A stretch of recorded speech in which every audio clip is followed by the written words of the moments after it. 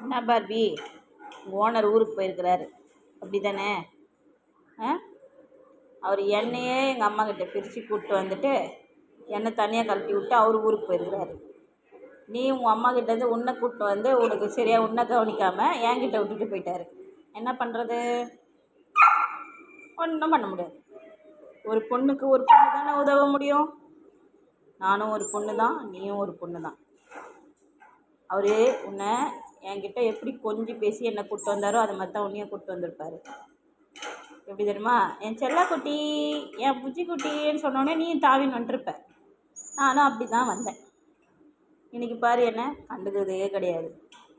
அதே மாதிரி உன்னையும் கண்டுக்கிறது கிடையாது. உன்னை இப்போ வாக்கிங் கூப்பிட்டு போய் சாப்பாடு வைக்கிறது யார்? நான் தான். சரியா? உன் மனசில் என்ன தோணுதுன்னோ எனக்கு தெரியுது.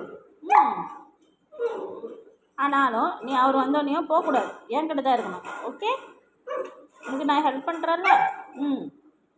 அவரை நம்பி ஏன் வந்த தப்பு இல்லை. உங்கள் அம்மா விட்டு அவர் கூட எதுக்கு வந்த? ஏற்கனவே ஒருத்தி நான் வந்து கஷ்டப்படுறேன், நீ எதுக்கு வந்த? பார்பி, இங்கே வாயேன், உங்கள்கிட்ட தான் சொல்லிட்டு இருக்கேன். பார்பி, உன்னோட ஃபீலிங்கை புரிஞ்சு உன்கிட்ட பேசிகிட்டு இருக்கேன். நீ என்ன பண்ணிட்டு இருக்காங்க?